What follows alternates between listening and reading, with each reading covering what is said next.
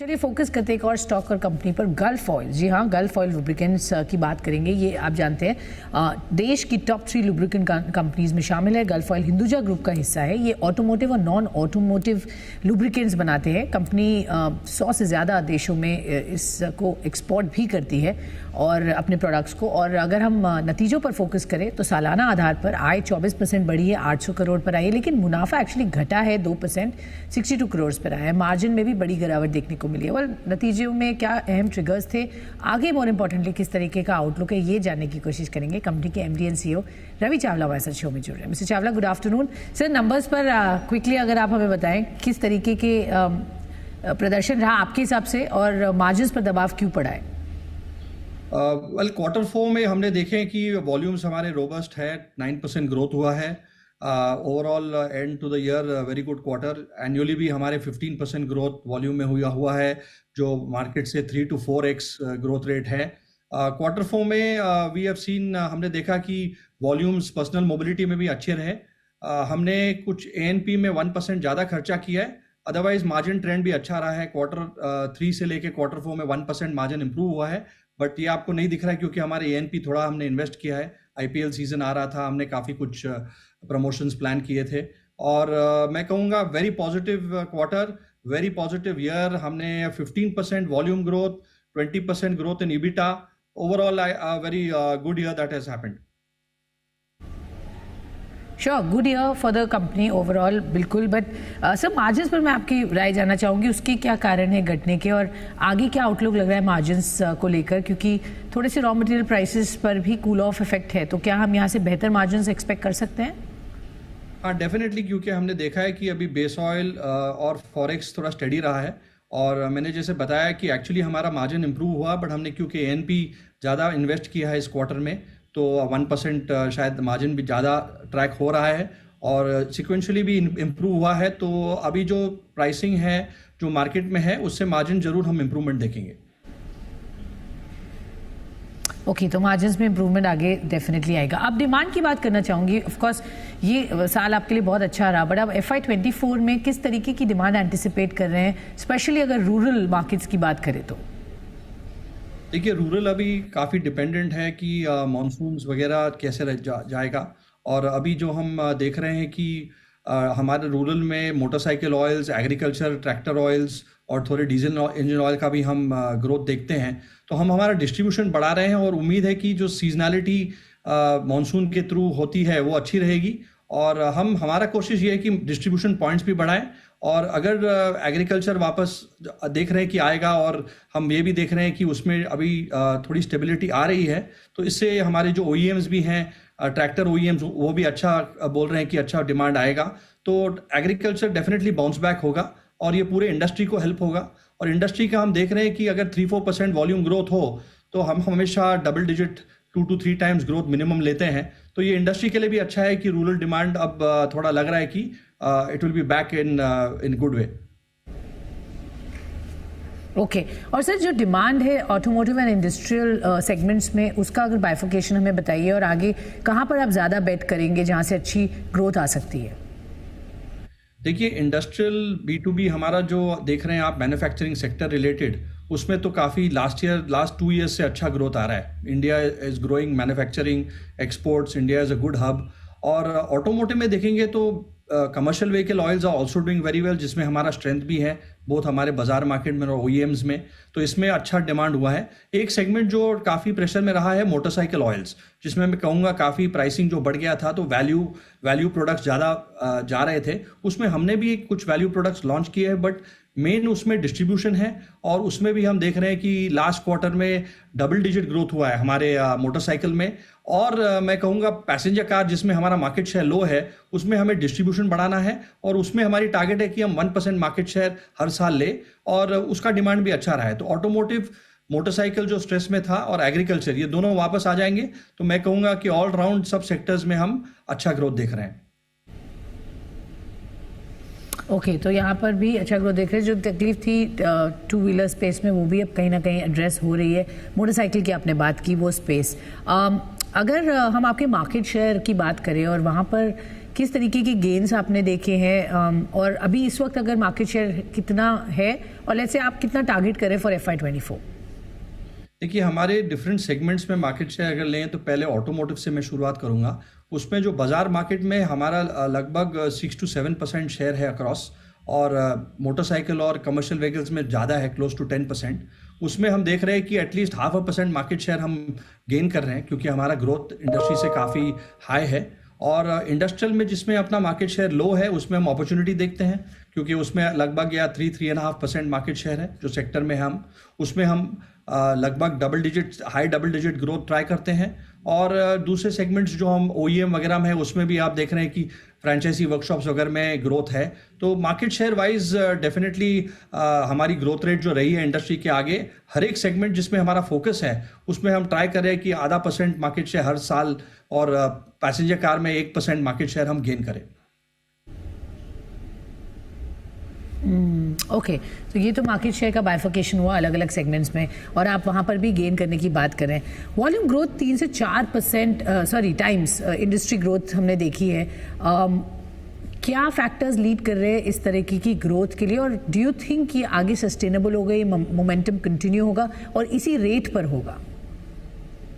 देखिए, हमारा जो लास्ट काफ़ी सालों से मोर देन अ डिकेड हम ये ग्रोथ रेट ले रहे हैं, क्योंकि पहले हमारे बेस लो थे, हम अपॉर्चुनिटीज देख रहे थे। अब भी हमारा, जैसे मैंने बताया, मार्केट शेयर ज़्यादा से ज़्यादा 2 सेगमेंट में क्लोज टू डबल डिजिट है।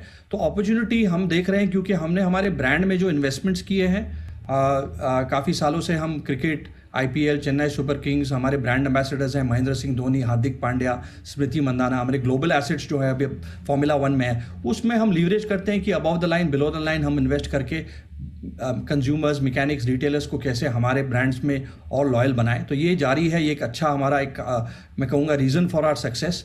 देन इज़ डिस्ट्रीब्यूशन, और हमारा जो OEMs के जो बैकिंग है, हमारे 35 OEMs अभी है।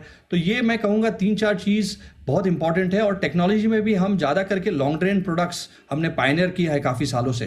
तो कमर्शियल व्हीकल्स, अब ट्रैक्टर ऑयल में भी हमने रिसेंटली एक 1000 आवर्स का ऑयल पेश किया, इंडस्ट्री लीडिंग वैल्यू जो हम दे रहे हैं कस्टमर को। तो ये मैं कहूँगा 4 चीज़ जो है हमारे लिए एक अच्छी स्ट्रैटेजी है जो हम डिप्लॉय कर रहे हैं, और हमें इसका रिजल्ट भी आ रहा है कि हम मार्केट से 2 या 3 गुना ग्रोथ रेट कंसिस्टेंटली ले रहे हैं।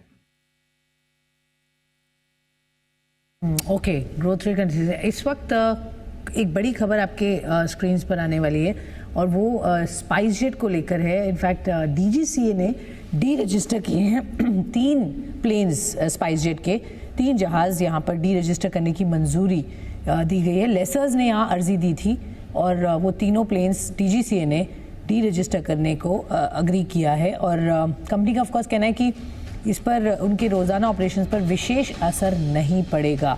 लेकिन ये इस वक्त काफ़ी नेगेटिव न्यूज़ स्पाइसजेट के लिए आते हुए, आपको पता है गो फर्स्ट की प्रॉब्लम्स ऑलरेडी चल रही हैं, और अब स्पाइसजेट में भी दिक्कतें यहाँ कहीं ना कहीं बढ़ते हुए DGCA ने डी रजिस्टर करने के लिए 3 प्लेन्स की मंजूरी यहाँ दे दी है, और लेसर्स ने ये अर्जी की थी और ये मान ली गई है। तो ये कुछ अच्छी खबर नहीं आते हुए स्पाइसजेट के लिए। वाल ये खबर ज़रूरी थी, इसलिए हमने इंटरव्यू के बीच में ये बात आपको बताई। चलते वापस इंटरव्यू की तरफ, और बात कर रहे हैं हम गल्फ ऑयल की। तो सर, आपने वॉल्यूम ग्रोथ की आपने बात की, अब मैं रॉ मटेरियल और प्राइसिंग पर आपका व्यू जानना चाहूँगी। प्राइस हाइक्स अभी तक कंपनी ने कितने लिए हैं इस वित्तीय वर्ष, और इस वर्ष प्राइस ट्रेंड्स क्या दिख रहे हैं? क्या हाइक और हो सकती है? इफ़ यस, इंडिकेटिव टाइमलाइंस क्या हो सकती हैं? क्या क्वांटम हो सकता है प्राइस हाइक का? देखिए, अभी की जो सिचुएशन है तो काफ़ी स्टडी है प्राइसेस लास्ट 2-3 मंथ्स में। फॉरेक्स भी स्टडी है। लास्ट ईयर हमने काफ़ी, मैं कहूँगा 4 या 5 इंक्रीजेस हुए थी, क्योंकि रॉ मटेरियल प्राइसेस, एडिटिव्स जो केमिकल्स हमारे में आते हैं उसमें हम देख रहे हैं कि अभी स्टडी है। तो मैं कहूँगा कि जो लग रहा है अभी कि ये स्टडी प्राइस है, इसके लिए हम डेफिनेटली कंज्यूमर को भी वैल्यू दे रहे हैं। काफ़ी मार्केट में स्टेबिलिटी आ गई है, और उम्मीद है कि ये देखना पड़ेगा कि किस तरीके के नेक्स्ट 2-3 मंथ्स में डेवलपमेंट हो। But current situation the prices are steady. Sir electric vehicles ये फोकस एरिया है और हमने हर बार आपसे जब बात की आपने कहा वहाँ पर काफ़ी काम आपका चल रहा है, डिस्कशंस हो रहे हैं। थोड़ा सा अगर हमें विस्तार से आप बताएं, क्योंकि इस क्वार्टर में कंपनी ने टाई अप किया है with 2 new OEMs EV component manufacturer for supply of EV fluids. किस तरीके का फोकस अब आगे दिख रहा है और बिजनेस फ्रॉम ईवी फ्लूइड्स, और कितने OEMs के साथ आप और बातचीत कर रहे हैं, क्या पोटेंशियल है रेवेन्यू के पॉइंट ऑफ व्यू से? थोड़ा सा डिटेल में अगर आप हमें बताएंगे तो। देखिए, ईवी जो पेनिट्रेशन अब बढ़ रहा है, काफ़ी सेगमेंट्स में आ रहा है, और हमारे जो नॉर्मल लुब्रिकेंट्स है वो हम उनको हम इम्प्रूव करके ईवी में यूज़ आता है। उसमें इंजन नहीं होते हैं, तो फिर जो फुली इलेक्ट्रिक है उसमें फिर इंजन ऑयल नहीं रहता है। तो हमने ईवी फ्लूइड्स की जो हमारी ग्लोबल रेंज है उसको अब इंट्रोड्यूस किया है। जैसे आपने बताया कि हमारे अभी पहले 5 थे, अब और 2 हमने OEMs ऐड किए हैं। 3 व्हीलर में एक OSM है ओमेगा की, और एक और राफ मोबिलिटी है। तो हम काफ़ी लोगों से बात कर रहे हैं, बट ये वॉल्यूम के हिसाब से ज़्यादा वॉल्यूम नहीं होने वाला है। ओवरऑल इंडस्ट्री में जो हमारे लुब्रिकेंट्स के वॉल्यूम है, इसमें लो सिंगल डिजिट का जो कंट्रीब्यूशन रहेगा। बट क्योंकि हम इसमें है, हम चाहते हैं कि इसको हम ईवी फ्लूइड्स में एक लीडरशिप पोजीशन हम ले, और काफ़ी अच्छी शुरुआत हुई है मैं कहूँगा, और ये इवॉल्व होगा, और ईवी फ्लूइड्स काफ़ी इवॉल्व हो रहे हैं, तो हम उसमें रहेंगे मार्केट में। उसके अलावा हम देख रहे हैं कि कैसे हम दूसरे एरियाज़ जो मोबिलिटी में हैं उसमें कैसे प्ले करें। हमने UK बेस्ड एक कंपनी इंदिरा टेक्नोलॉजीज़ में एक हमने इन्वेस्टमेंट किया है, उसका भी अच्छा रिटर्न आ रहा है, क्योंकि वो UK में अच्छा उनका काम हो रहा है। हमने इस क्वार्टर में हमने अदर कॉम्प्रिहेंसिव इनकम में भी 35 करोड़ एक वैल्यूएशन बढ़ रहा है उसमें। वो चार्जर भी हम ट्राई कर रहे हैं इंडिया में कैसे लाए, कार चार्जर है। और हमने एक सॉफ्टवेयर कंपनी जो है इलेक्ट्रिफी ब्रांड है उसमें इन्वेस्ट किया है, उसको भी हम देख रहे हैं कि कैसे उसके साथ सिनर्जी हो। पर हमारा लॉन्ग टर्म प्लान जो है कि हम मोबिलिटी में डेफिनेटली ट्राई कर रहे हैं कि किस एरिया में एंटर करें, और as soon as we get हमारे प्रपोजल्स अगर हम फर्म अप करते हैं तो ज़रूर शेयर करेंगे। तो हमारा ब्रांड जो डिस्ट्रीब्यूशन टच पॉइंट्स हैं उसको हम कैसे लीवरेज करें, जब मोबिलिटी बढ़ रही है, ईवी पेनिट्रेशन हो रहा है, उसमें भी हम काफ़ी हमने स्ट्रैटेजीज बनाए हैं, और उसमें हम काम जारी है उसमें। ओके, तो काफ़ी कुछ एक्साइटमेंट वहाँ पर होगा। सर क्विकली एक आखिरी सवाल, किस तरीके के इन्वेस्टमेंट्स हम देखेंगे कंपनी के FY24 में आते हुए, और इलेक्ट्रिक व्हीकल स्पेस में पर्टिकुलरली जो ईवी फ्लूइड्स पे काम हो रहा है उसमें क्या इन्वेस्टमेंट्स आपने ईयरमार्क किए हैं, और ओवरऑल बिजनेस पर क्या कैपेक्स लाइंड अप है इस साल के लिए? देखिए, ओवरऑल हमारा रेगुलर कैपेक्स तो अराउंड 15-20 करोड़ है। कुछ एक्सपेंशन होते हैं हमारे कैपेसिटीज़ ऑफ लुब्रिकेंट्स में, उसमें ज़्यादा इन्वेस्टमेंट अभी हमको ऑलरेडी है blending capacity next 2 to 3 years requirement के लिए। ईवी फ्लूइड्स में हमारी global team gulf oil international हमारा ब्रांड और R&D सपोर्ट करते हैं, तो वो डेवलप कर रहे हैं। वो डेफिनेटली उनमें इन्वेस्टमेंट R&D रहता है, और मेनली हम देख रहे हैं कि क्योंकि हमारे पास है काफ़ी कैश ऑन बैलेंस है, डेट फ्री कंपनी है, तो हम इन्वेस्टमेंट्स देख रहे हैं कि मोबिलिटी एरिया में हम किस एरिया में इन्वेस्ट कर सके। और डेफिनेटली हम रिटर्न भी दे रहे हैं शेयर होल्डर्स को। इस बोर्ड मीटिंग में हमने 25 रुपीज़ डिविडेंड, जो काफ़ी हाई, हम बोलेंगे 50% पे आउट रेशियो भी डिक्लेयर किया है। तो I would say investments mobility area में देख रहे हैं, और otherwise definitely looking at good return to the share holders. Okay, all right, return to share holders at good news, and overall growth के प्लान्स हैं ईवी में। बहुत बहुत धन्यवाद आपका हमसे जुड़ने के लिए और बताने के लिए किस तरीके के नंबर्स आए और आगे क्या है आउटलुक। एक छोटा सा ब्रेक लेते हैं इस नोट पर, आप कहीं मत जाइएगा, खबरों का सिलसिला रहेगा जारी।